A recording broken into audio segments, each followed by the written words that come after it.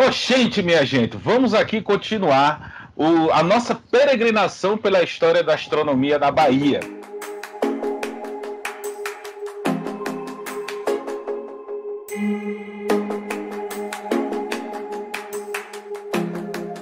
E hoje, com muita felicidade, estou aqui com o professor Carlos Ziller, que tem ainda um sobrenome baiano, que ele vai falar daqui a pouco, e que nos vai dar luz a respeito da história dos jesuítas que aqui estiveram e que fizeram registros a respeito da passagem de cometas. Esses registros, inclusive, ajudaram o Isaac Newton a escrever o livro Princípia, né? Professor Carlos Ziller, muito bem-vindo ao nosso Sertão Ciência. Imagina, pô. Obrigado a você pelo convite. É com muita alegria que eu venho participar dessa conversa com você, dessa entrevista. Agora, confesso que o que mais me atraiu foi o título que você dá a essa série. Sertão Ciência é genial. Sertão Ciência. Obrigado. Professor Carlos Ziller, se apresenta um pouquinho para nós aqui. O senhor trabalha na Universidade Federal do Rio de Janeiro, professor de História. O senhor trabalha muito voltado à questão dos jesuítas no Brasil.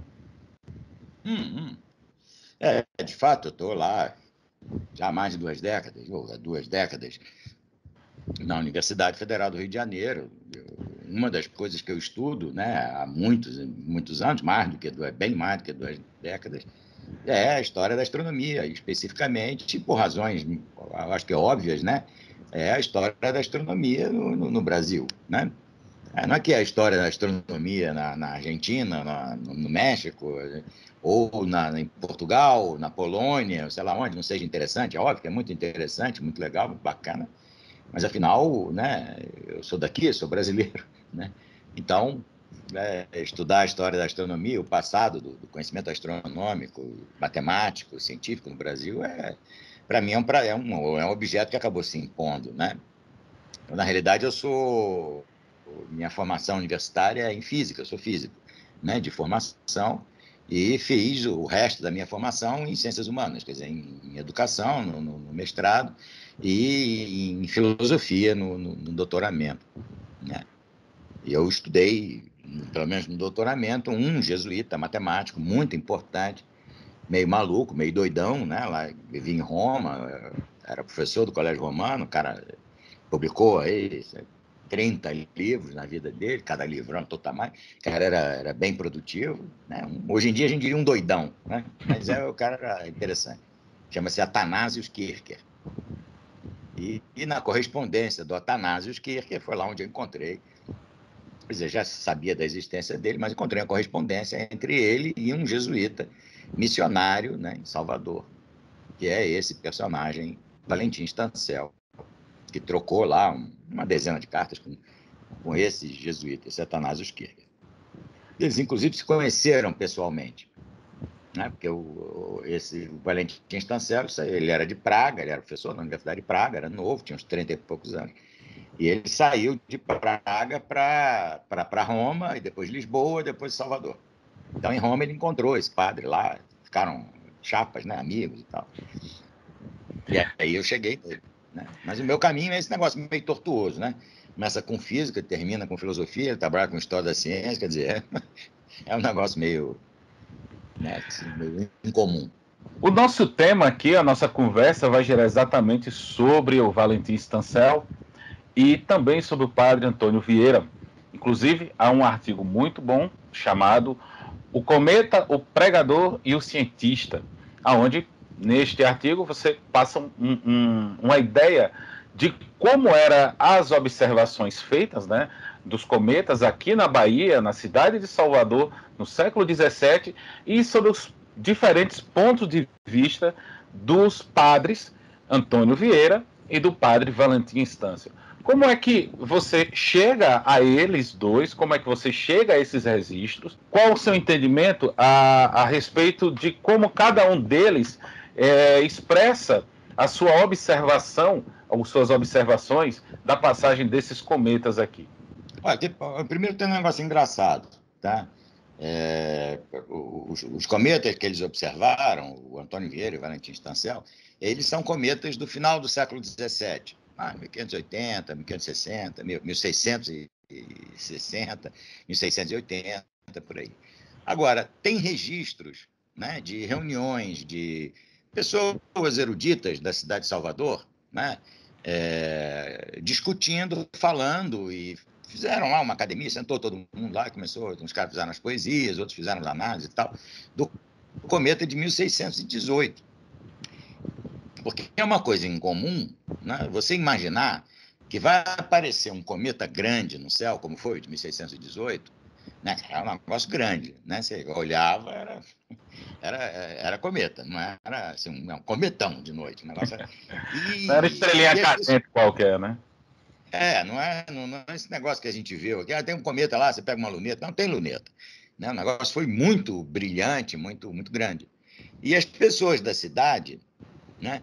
Ou de Salvador, do Rio de Janeiro, de Olinda, de qualquer outra cidade naquela época, tá? Não ficassem, no mínimo, espantadas. Né? Que aparece no meio da noite aquele troço enorme lá no céu. Isso é uma coisa muito incomum, uma coisa que chama atenção e é esperável que o pessoal sentasse, visse, discutisse. Tal, né? Falasse lá do jeito que mais ou menos todo mundo falava. E a questão, o problema é esse, quer dizer, os cometas dos anos 60 também foram observados. E nos anos 1660 já tinha um outro tipo de coisa, porque a cidade de Salvador e a de Olinda também, o Rio de Janeiro, do mesmo jeito, já eram centros urbanos significativos, grandes, tinha muita gente, população, não sei o quê, tinha médicos, né? Já tinha médicos no negócio, já tinha um monte de gente que estava ali trabalhando, atuando, que escrevia, inclusive. E esse pessoal, quando vê o cometa, fica espantado, entre outras coisas, porque é uma desordem muito grande, uma coisa incomum. Né? Mas também porque eles acreditavam que o cometa era uma coisa que estava associada à prática médica, à vida das pessoas, à morte de gente, que vai morrer, o outro não sei o quê. Então, tem esse tipo de coisa toda, que aquele era um sinal de Deus, como é o caso do Antônio Vieira. Né? E o Antônio Vieira, o sermão que ele fez, né, sobre o cometa, chama-se A Voz de Deus. Né? Você imagina o que não é isso. A Voz de Deus ao mundo, a Portugal e a Bahia. É o nome do sermão dele. O título, né, do sermão. Sim. Fez o sermão lá, e o sermão é bem legal, é bacana. Aquela coisa, vai morrer todo mundo, se não se emendar, vai ser um castigo horroroso, e tal, aquelas coisas do padre. Né, do Vieira, um pregador, cara brilhante e tal. Agora, o Valentim Stacel, ele não se destacou pela eloquência, né? Ele não era um grande escritor, um grande orador. Era matemático, né? Apareceu o cometa, ele foi lá, observou e tal, ele tinha uma luneta muito boa, né? Já no final do século XVII, ele observou uma luneta de 4 lentes, quer dizer, um negócio, né? E observou lá, anotou, tomou as posições, fez os textos dele. E fez também, isso aí até não falei nesse artigo aí que você fez referência, porque é muito antigo, também não era necessário, mas ele fez também um prognóstico astrológico do cometa. Né? Porque, entre outras coisas, todos os astrônomos naquele tempo faziam isso. Isso. Inclusive, Galileu fez, o Copérnico fez, tem mapa astral que os caras fizeram. Isso aí, né, não faz dele um astrólogo maluco. Não, ele é como todos os outros astrônomos daquele tempo. Né? Então, ele fez isso, escreveu esse prognóstico astronômico do cometa, que a revista do Instituto Arqueológico de Pernambuco publicou, né, no começo do século XX. Né? Então, ou seja, são dois pontos de vista diferentes. Né? Um está usando o cometa, né, para exortar a população a corrigir os pecados, aquelas coisas de sermão, né, de padres daquele tempo, né? E o outro não, ele está querendo estudar e conhecer a organização do mundo natural, a astronomia e essas coisas. Agora, isso que você falou do Newton, por exemplo, o texto que o Stancel escreveu e que foi citado pelo Newton no grande livro dele, Os Princípios Matemáticos da Filosofia Natural, foi citado ali, entre outras coisas, porque a observação é muito boa, assim, para os padrões da época, é muito bem feita, tecnicamente e tal, mas tem uma vantagem extraordinária sobre as demais, porque o Valentim Stancel estava no hemisfério sul da Terra. Né? E essa observação que ele citou, que o Newton citou, é a observação do cometa de 1669. Nós temos 20 anos, mais ou menos antes da publicação do livro do Newton. Um pouco menos de 20 anos, mas enfim. Né? E no tempo em que o Valentim escreveu isso, e no tempo do Newton também, a grande questão, digamos assim, astronômica relativa aos cometas, bom, tinha um monte, mas uma delas, né, era sobre a localização do cometa. Se o cometa estava na atmosfera ou se o cometa era celeste, se ele estava no céu. Tá? E a gente pode achar que isso é coisa de maluco, porque pô, é óbvio coisa nenhuma. Para a época, então. E para começo de conversa, o Galileu, quando ele observou o cometa de 1618, que depois ele disse que não observou, que estava doente, não sei o quê, mas com relação ao cometa de 1618, não é possível que ele não tivesse observado. Tá? Ele disse que o cometa estava na atmosfera. Sim. Galileu defendeu isso, que o cometa estava na atmosfera. Então não é uma coisa assim que não, é um assunto quente, né? E o Stancel defendia que o cometa era celeste, estava no céu, estava para lá de Marte, mais longe da Terra do que Marte, né? E isso favorecia, né, a tese do Newton, entre outras coisas, porque por conta da paralaxe, né? Sim. Se o cometa é atmosférico e o Valentim Stancel está observando o cometa no hemisfério sul, né? Ele vai ver o cometa numa posição relativa às estrelas completamente diferente do que um observador que está no hemisfério norte, não é? Totalmente. Se conseguir observar, porque o cometa pode. Cair. Mas, no entanto, não. Ele do hemisfério sul constatou que o cometa estava mais ou menos na mesma posição do que os, mais ou menos, quer dizer, bem próximo, um grau, nem um grau de diferença, do que os observadores do hemisfério norte. Então, isso daí foi uma contribuição importante, né, do trabalho do Valentim Stancel. E acho que é por conta disso também que o Newton deu esse valor. Né? Mas a observação dele não foi direto de Salvador para a Royal Society, em Londres. Sim. Não é Não, assim. não foi um caminho direto. Passou, se não me engano, ele mandou para alguém na Europa. Não, ele mandou observação para os jesuítas matemáticos de Roma e de Praga, né?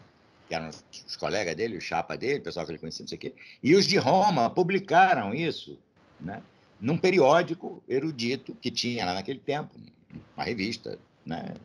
Que chama-se Giornale dei Letterati. E publicou esse troço lá. E quando ele publicou isso, o Huygens, né? Que já era Christian Huygens. da Europa do Norte, ele leu aquilo e falou: olha, essa maneiro, tem um cara lá em Salvador que observou o cometa, ele está mais ou menos na mesma posição, não sei o quê. Ele passou esse troço para os caras da Royal Society, que traduziram e publicaram no Philosophical Translations, que era o periódico da Royal Society, né? Que tinha sido criado havia pouco tempo. E foi publicado lá, né? Nesse periódico em inglês. E ali o Newton, o Halley, o Boyle, aqueles outros caras da Royal Society, os ingleses dali, pegaram aquilo, valorizaram e a citação acabou no livro do Newton. Antes disso, porém, os jesuítas de Praga publicaram as observações do Valentim Stancel, aí não só desse cometa, mas de outros cometas, num livrinho, aliás, até com um título bonitinho, né? Chama-se O Legado Urânico. Maneiro, né? O Legado Urânico é maneiro. Por quanto tempo o Valentim Stancel passou em Salvador? Bom, isso aí é um negócio complicado. Ficou mais de 40 anos lá. Ele morreu em... Quer dizer, Salvador é meio complicado, porque ele passou um período longo em Olinda. Ele tem uma briga lá danada com o Vieira, uma briga feia, né? Uma briga feia. Por conta desse negócio, o que a Companhia de Jesus tinha que fazer, se tinha que cuidar de índio, ou se tinha que cuidar das populações urbanas, católicas, portuguesas do Brasil. E ele perdeu a briga lá com o Vieira superior, e mandou ele para Olinda. Ele foi lá para Olinda, ficou lá, escreveu um livro, dois. O cara era um inquieto, né? Ele não era... E acabou sendo notado lá também, porque os médicos de Olinda falaram: pô, tem um matemático aqui, um astrônomo, pô, o que o cara fala? Peraí. cometa, teve uma peste lá em Olinda, aí o cara... Enfim, tem um monte Fez uma associação, a praga. Passagem do cometa é uma praga. Agora... O cara tinha umas coisas importantes, umas coisas curiosas. Né? O Gregório de Matos, por exemplo, que agora, né, o poeta lá de Salvador, que é poeta urbano, aquele cara satírico, fica gozando todo mundo e tal. Ele escreveu um soneto esculhambando o Valentim Stancel. Né? Tinha um cara, tudo que é nome. Não xinga, não, mas brinca, fica gozando com ele. Puxa-saco, bobão, não sei o que e tal. Por conta de um astrolábio que ele fez e doou, né, para o rei de Portugal. Era o rei daqui também. Ou seja, não era um cara que ficava isolado, que não tinha nada a ver, não era isso não, um cara bem integrado, né, na sociedade. Vamos falar do livro Uranófilo, que é publicado pelo Valentim Stancel e que você traduz para nós aqui, brasileiros, inclusive com a edição muito bonita. Vamos ver aqui, né, pela capa que vocês estão vendo. Eu traduzi, ele foi publicado ano passado pela editora Fino Traço, de Belo Horizonte, pela Biblioteca Nacional, né, e pela Universidade Federal da Bahia. Né? Então, as 3 editoras, mais o programa de pós-graduação, que é o trabalho disso aqui, a gente fez um esforço lá conjunto e, pumba, publicou o livro. Tá? O livro é meio espesso, né? São umas 300, 400 páginas, E ele pode ser encontrado no comércio em geral ou na editora Fino Traço. Eu acho que ele está à venda, se não me engano, pela Amazon ou por uma outra dessas aí da internet, deve ter, o pessoal acha sem dificuldade. É um pouco caro, isso aí é verdade. Né? Eu não gosto disso, mas não tem outro jeito. Né? Verdade seja dita. Está custando, acho que R$75, né? Que é, para mim, uma coisa, eu acho, meio... Mas não tem problema, vamos imaginar que daqui a pouco tempo, né, muito pouco tempo, vai aparecer um monte de essas coisas, que o cara pega o livro, passa no scanner, pronto, distribui. Acontece. Né? Pirataria acontece. Mas, bom, tá aí o livro é importante, eu sugiro que as pessoas comprem, inclusive para ajudar, né, os trabalhos posteriores. Mas esse livro é um livro muito interessante, né, entre outras coisas, porque ele foi escrito em Salvador. Para começo de conversa, foi escrito em Salvador, num retiro que a Companhia de Jesus tinha na cidade, que naquele tempo, né, ficava um pouco afastada da cidade. Hoje em dia está dentro da cidade perfeitamente, né? É a Quinta do Tanque, de Salvador, onde está hoje o Arquivo Público da Bahia. É um prédio histórico, muito bonito, assim, uma gracinha e tal. Então, aquilo ali era um retiro dos jesuítas, né? No tempo do Antônio Vieira. Então, ele ia para lá, como todo jesuíta, o cara faz o retiro dele, fica lá um tempo, uns meses, um ano, sei lá quanto tempo fica, né? Fazendo os exercícios espirituais, aquelas coisas de jesuítas, fazendo aqueles negócios e tal. E ele lá escreveu esse livro. O livro é um livro muito interessante, porque em primeiro lugar, é uma ficção astronômica. Né? Então, não é um livro técnico de astronomia, o cara bota as linhas, não sei o quê, os nodos e não sei, aquela coisa. Não é isso, não. Né? É um livro, é uma ficção. É uma ficção em que um personagem, o uranófilo, né? O cara que gosta, o apaixonado pelas estrelas, pelo céu e tal, ele está nessa, que é o próprio Stancel, né? Ele está na Quinta do Tanque, e aparecem para ele 2 musas. Né? Uma musa chamada Geonisbe, que é a musa da Terra, né? E outra musa, que é a Urânia, né? A musa do céu. E eles ficam discutindo a natureza brasileira, a vida na cidade de Salvador, na Quinta do Tanque, nas populações que estão ele em volta. Por exemplo, ele não gosta muito dos portugueses da Bahia, então ele, né, esculhamba os caras. Esculhamba não, mas ele simplesmente não fala. Quer dizer, tem 2 personagens no livro inteiro que são portugueses da Bahia, são os caras dali, né? É o Capataz, que aparece como um monstro, um cara esquisitíssimo no começo, mas que é gentil, simpático e tal. E um médico que vai de Salvador para lá para conversar com ele. E depois não tem mais nada. Né? Tem outros personagens que aparecem, que são escravos, que ele chama, né, de os etíopes, né, naquele tipo de compreensão que é uma compreensão do século XVII, né, daquela situação né, que tinha na cidade de Salvador e tinha no Brasil inteiro, né? Escravidão e essas coisas. Mas não é uma coisa que ele incomoda, de certa maneira, ele, né? Os servos e aquela coisa. Mas, enfim, isso também tem os índios, aparecem os tapuias, né? Os índios ferozes, todo mundo morrendo de medo dos índios, fica tudo fechado. Né? Tem uns troços bem legais sobre índios, sobre esses traços e tal, sobre a cidade, sobre piratas que vêm tomar a cidade, aí nego joga tiro, tá canhão, afunda, enfim, tem um monte de coisa bacana, né, na história. Mas o barato mesmo, que é o tema astronômico, é que ele entra em êxtase, tá? Tem um êxtase, e vai com a Urânia para a Lua. Olha que maneiro, né? Então, o cara vai para a Lua e fica andando na Lua. Ele e a música explicando para ele, o tamanho da montanha, tem uma montanha aqui enorme, que não sei o que, ele tem uma cratera que tem um mar de não sei o que, o negócio funciona assim, papapá. Aí eles discutem a astronomia da Lua, que o Sol baixa, que a Terra fica aqui, o outro lá. Qual é o tamanho da Terra? A Terra está lá, olha, tá vendo a Terra da Lua, não sei o que. Aí o êxtase acaba, eles voltam para a Terra e vai de novo para Mercúrio, depois vai para Vênus, depois vai para o Sol, depois vai para tudo que é lugar no céu. Um Né? devaneio bem, Maneiríssimo. bem Não é... louco, assim, né? E, pô, dada a época, século XVII é uma viagem Não mesmo, é, né? não é um tema, por exemplo, original dele, tá? Calma, né? Sim, E na época teve dois ou três não, até mais, teve uns 10 romances escritos mais ou menos desse tipo de coisa. O cara sai da Terra e vai para a Lua, para não sei para onde. Inclusive um escrito pelo padre Atanásio Kircher de Roma, esse que era parceiro dele e tal. Tem outros que escreveram coisas desse tipo, né? O Cyrano de Bergerac, ou seja, ele não inventou, né, o gênero ficção celeste, sim, sim. não é isso. Mas o dele é especialmente interessante, porque ele está falando de Salvador e das teorias que ele está expondo. Então, ele discute as teorias do Copérnico, discute as teorias do Tycho Brahe, ele defendia o sistema do mundo do Tycho Brahe, né? Não era Galileu, nem Copérnico, não era nada disso. Ele achava que a Terra estava no centro, o Sol girava ao redor da Terra e todos os planetas giravam ao redor do Sol, né?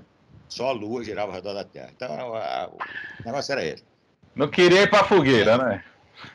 Não, nem o problema nem era esse, não, é porque ele achava isso mesmo, né? Sim, Se a sim, gente sim. olhar com calma, o modelo do Tycho Brahe é um modelo bem legal, não é? E era o modelo que quase todos os astrônomos da geração dele seguiam, né? Esse negócio do Copérnico demorou muito tempo até o pessoal aceitar, porque tem algumas coisas que sem as quais o sistema é inviável, né? Sim. Se não tem a ideia de inércia, por exemplo, como é que você está girando? Como assim você está girando? É. Uma velocidade alucinada ao redor do Sol? Não dá. Então, é preciso ter uma ideia. Se você não tem a ideia de inércia, o sistema do Copérnico Não funciona. fica muito difícil, né? Muito difícil aceitar. Então, a grande dificuldade foi essa. Mas ele é defensor do sistema do Tycho, né? Como foi sua aproximação em relação a esse livro? A essa obra Mas não, eu juro para você, foi um. uranófilo? Acho que eu posso falar um pouquinho de gíria também. Nós estamos uma conversa aqui muito à vontade. Foi um perrengue danado, juro para você, foi um perrengue. Porque eu cheguei nesse personagem, né? Eu sabia vagamente que existia por conta de uma referência que apareceu num livro lá que o Fernando de Azevedo fez sobre as ciências no Brasil e tal, nos anos 50. E eu tinha lido esse livro, deu uma hora ele está falando de um padre aqui, mas aquilo não me chamou muita atenção. Eu falei, vou lá, aquele troço também, a passagem é rápida, assim, do texto. E eu estava estudando esse padre Atanásio Kircher e vi o nome dele na correspondência do padre. Né? Falava, esse cara aqui, peraí, na Bahia, discutindo com o Kircher, falando de esqueleto de sereia, porque o papo era esse, né? Esqueleto de sereia, dente de gigante, um monte de maluquice. Eu falei, isso aqui, né, tem alguma coisa aqui, né? Esse matemático está aqui e tal. E depois fui atrás do saber o que o cara tinha, se ele tinha escrito alguma coisa, e de fato ele escreveu uns 4, 5 livros. Né? E eu cheguei nesse livro, eu estava fazendo meu doutoramento, peguei o livro, falei, pô, isso aqui, como assim, né? Uranófilo, que negócio é esse? Aí peguei o livro e comecei a ler. Li, fiz uma leitura meio rápida e falei, isso aqui é essencial, né? Isso aqui é um troço muito importante. Aí mandei fotocopiar o livro. Fotocopiar não, fazer microfilme, era o que a gente fazia naquele tempo. Hoje em dia a gente digitaliza, né? Mas naquele tempo era microfilme. Então, paguei uma fortuna para o cara fazer um microfilme né, do tal do livro e levei, porque né, eu vi esse livro a primeira vez em Roma, né, na Biblioteca Nacional de Mas a edição que você teve acesso foi a edição provavelmente em latim ainda, não? Não na língua Não, só portuguesa. teve uma edição desse livro. Só teve Sim. uma edição de 1685. Poxa. Então, uma edição, e essa edição tem alguns exemplares que existem no mundo, né?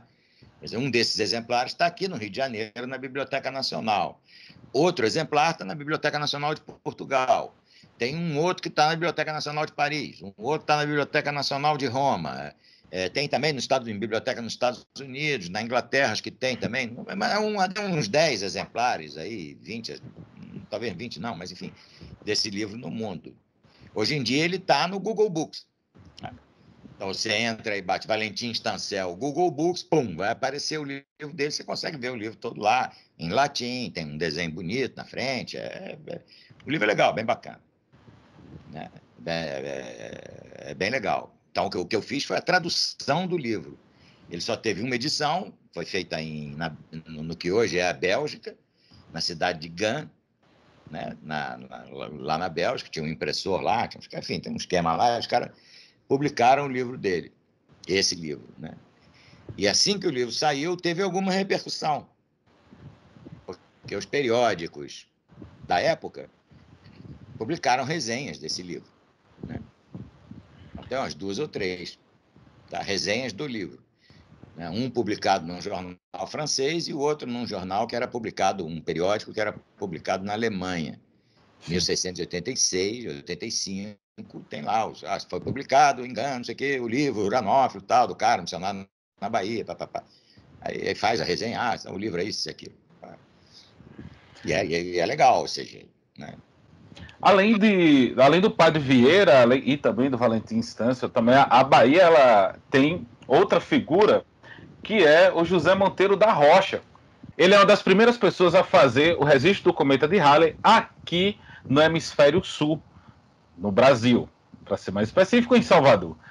O que é que você tem a falar desse personagem?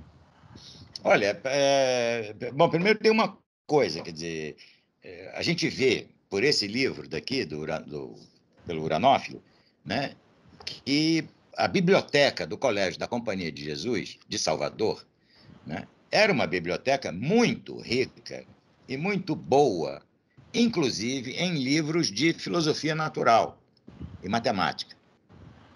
Tinha lá um monte de livro importante, parecido mais ou menos, parecido é meio forte, mas guardadas as proporções, assemelhada à biblioteca do Colégio Santo Antão de Lisboa, dos jesuítas de Lisboa. Era uma biblioteca boa de Salvador, porque os jesuítas tinham essa política de importar muitos livros, montar biblioteca, ter uma formação intelectual muito sólida para o pessoal dali e tal. Então, os livros de matemática que ele cita, né, de astronomia e tal, quer dizer, esses livros, muito provavelmente, se não todos, mas uma parcela muito grande desses livros, uma quantidade enorme, tinha na Biblioteca de Salvador. Quem quisesse estudar astronomia em Salvador, no começo do século XVIII, né, ele tinha livros que possibilitavam isso para ele. Né? Então, certamente teve gente que se dedicou à astronomia, matemática e tal em Salvador, no tempo do Stancel, além dele e nas décadas seguintes. Né? Só que o destaque mesmo e a importância, né, que a gente vê hoje daquele, ou pelo menos daquele, né, mas daqueles que publicaram alguma coisa sobre astronomia e que tiveram uma importância, ainda que pequena, mas tiveram uma importância na astronomia, no desenvolvimento do conhecimento astronômico, né? Então, em especial, esse daí que você falou, José Monteiro da Rocha. Esse cara, ele veio para o Brasil nos anos 1730, 35, mais ou menos, né? Menino, ele era bem garoto, tinha, sei lá, 10 anos, menos que isso, veio para cá, né? Devido à política do governo português, de mandar os portugueses para cá, de órfãos, essas coisas, ele veio para cá. E entrou no Colégio da Companhia de Jesus, se fez jesuíta lá, né? E gostava de matemática, era especialmente dotado para isso, fez os estudos dele. E em 1759, quer dizer, 6 meses antes da Companhia de Jesus ser expulsa, ele escreveu um livro sobre o cometa que ele tinha observado, que era o cometa de Halley. O livro chama-se Sistema Físico-Matemático dos Cometas, né? E foi, quer dizer, bom, eu vou fazer propaganda da minha pesquisa, mas não tem muito jeito. Foi eu que encontrei esse manuscrito numa biblioteca em Portugal, na Biblioteca Pública de Évora. Encontrei o manuscrito lá, falei, pô, que é isso aqui? Que é isso? Né? Peraí, para tudo.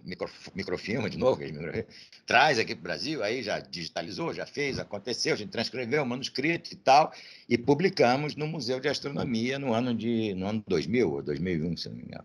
Publicou lá, né, pelo Museu de Astronomia, que é essa observação do cometa de 1759. Esse José Monteiro da Rocha foi um cara muito importante para a matemática e conhecimento astronômico, um cientista muito importante de Portugal.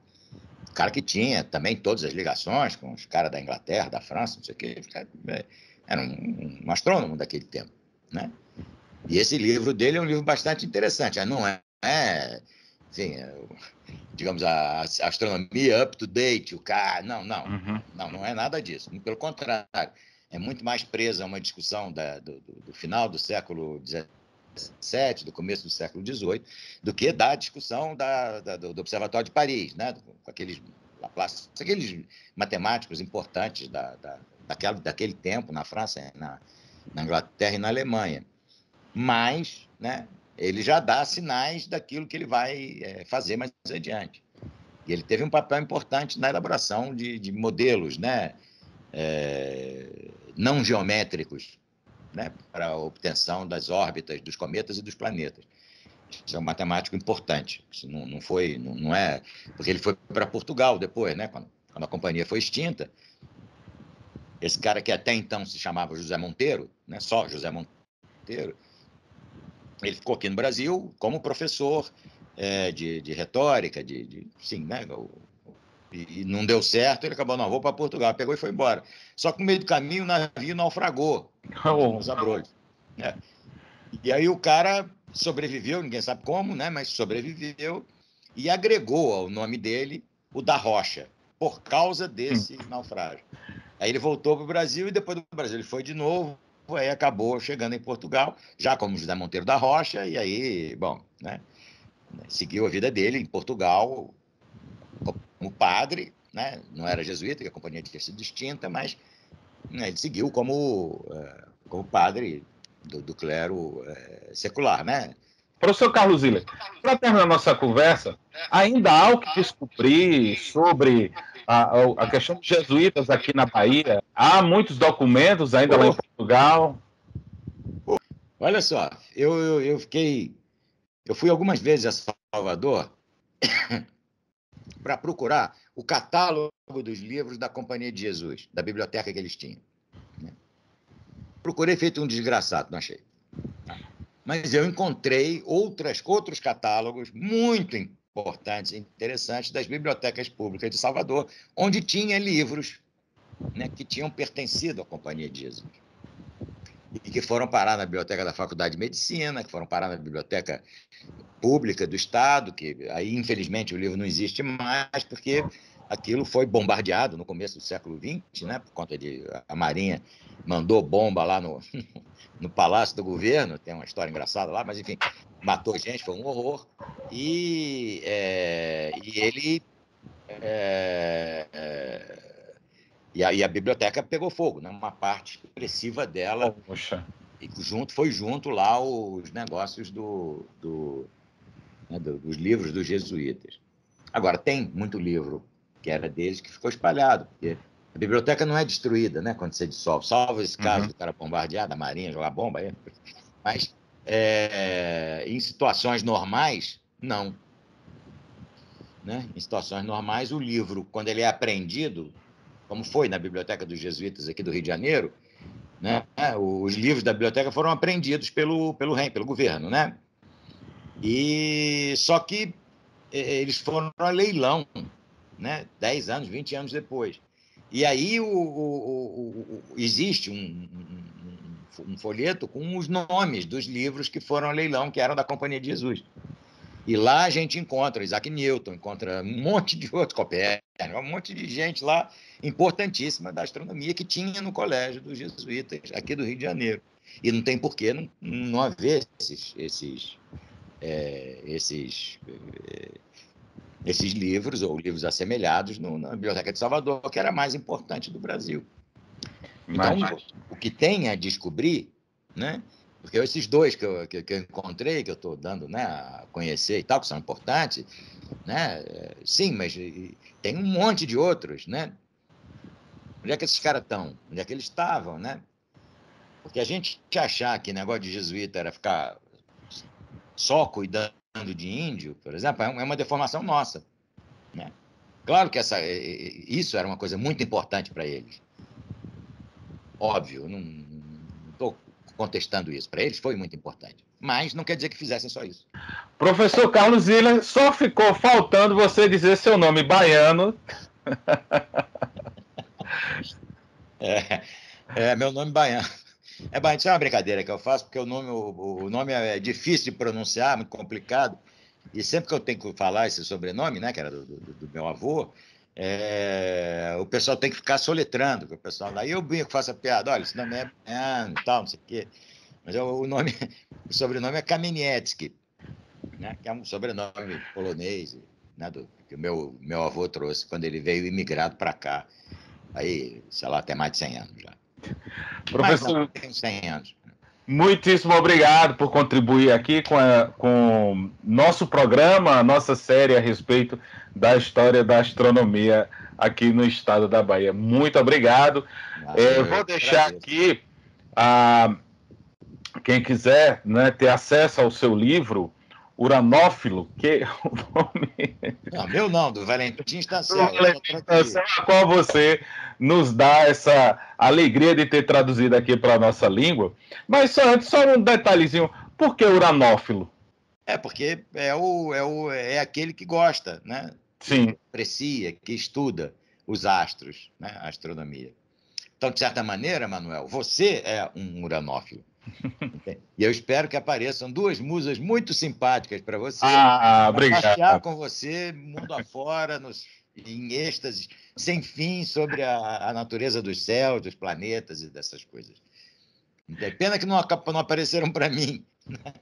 Porque eu também me sinto, de certo modo, um admirador, um curioso do céu, um uranófilo. Então, somos todos uranófilos.